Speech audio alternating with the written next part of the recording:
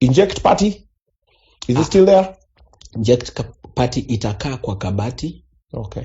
Kwa saa hizi tunafanya kazi na chama ya Dr. Fred Okengo Matiang'i. Hiyo chama gani? Jubilee Party. Jubilee Party. Umejoin Jubilee Party? Yes. We have to go with the realities of the politics of the day. Okay. Pale Borabu ama Nyamira County ama Gusii region. Okay. Uwezi kutaja kitu ingine. Uwezi kutaja inject? Ya hapana, hiyo mambo watu hawawezi sikiza hiyo. So lazima kwa Jubilee. And you don't want to make people emotional because they won't even listen to the good message that you have. They won't even give you an opportunity to serve them. And you have good ideas. You don't see people will think that maybe you're a traitor because the same people you're fighting now you're working with. Kwani si hata Matiang'i is working with the people he fought with. Yeah. But you're not Matiang'i. No, I'm just saying leaders fight and then they agree. Okay.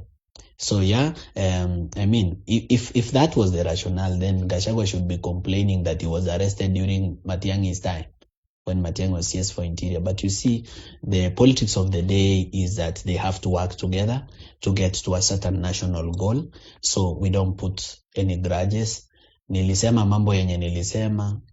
Pole, move on. Iliisha. Tuendelee. Fanyie watu wetu kazi. Kwa sababu if you keep remembering this kind of things, sasa utabeba ngapi? Itabidi ukue na bag ya grudges. For real? Mahali ukiwa na grudge unaweka. Sasa kama mimi watu wamenikosea ni wengi, I would have already put a bag of grudges. But you move on quickly so that you're able to serve people. Okay. Because while you are serving people, wengine wanakutusi, wengine wanasema mambo mabaya. Na huyu anakutusi leo, anakusifu kesho. So they are quite unpredictable. Na huyu anakusifu leo, anakutusi kesho. Sasa you can't base your leadership based on what people are saying. Yeah. Just identify your vision, push towards it, look for like-minded people, fanya nao kazi. Okay. So yes, it's true kwamba kuna viongozi labda hatukuelewana wakati hapo nyuma, lakini saa hii the times call for us to work together. Okay.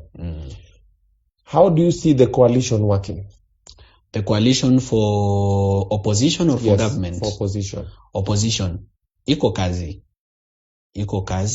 But when I look at all people who can potentially be presidential candidates, when I look at the united opposition, na niangalie wale watu wanaweza kuwa presidential candidates, for me, and I'm not saying this because I'm his MP, Matiang'i is the best option. Yes. You think so? He comes with less baggage. He comes with an excellent track record of performance. Okay. So if you weigh, unajua ukichora karatasi uandike the strengths of Dr. Fred Matiang'i and the weaknesses, and then kila mtu umfanyie hivyo, you'll find that Dr. Fred Matiang'i has an excellent performance record. You can actually trust him with work. You can trust Dr. Fred Matiang'i to work on something. If you trust me with this opportunity, I will not let you down.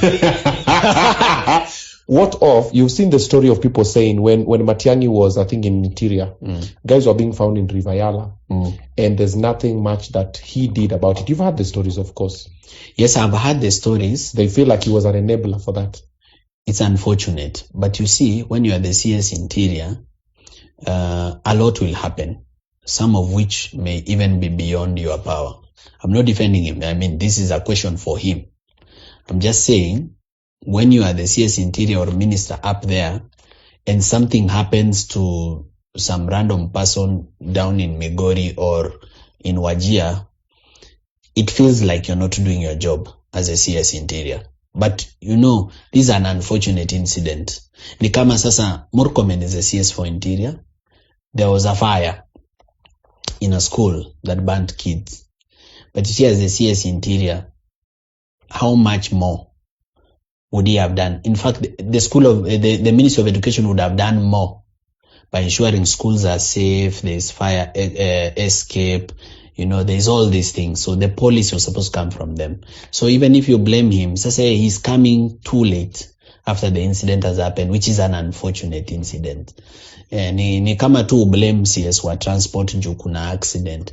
Yes, he may have, you know, the whole ministry in totality and the professionals working there, labda hawajeka policies nzuri ama the roads are not in good condition. But remember also these politicians have 5 years to work. And this 5 years is full of politics. So sometimes even ile opportunity ya kuweka policy paka imachue paka uone matunda yake, it doesn't really get to happen because, and that's why most presidents are going for short-term gains. If you've realized, many presidents are coming into Kenya and the president that can get into power, they want to go for the short-term quick things that people can see, the shiny things. Nobody wants to see it and take time and put a solid, base, because we made these terms, short, 5 years. So ukianza kuweka policy before one matunda, you are already at the ballot accounting to the people what you've done. Okay. So, let's understand him. Let's measure him against his, against the failures that happened when he was at the top of the ministry. And I think overall he performed well. So who do you see him? Let's say, for example, it's Matiang'i going for presidency from the United Opposition. Who's his deputy? He needs a deputy maybe from Ukambani or from Western. Okay. He needs a deputy either from Ukambani or Western, because so that's Kalonzo or Sifuna or Tawe. Yes. So Kalonzo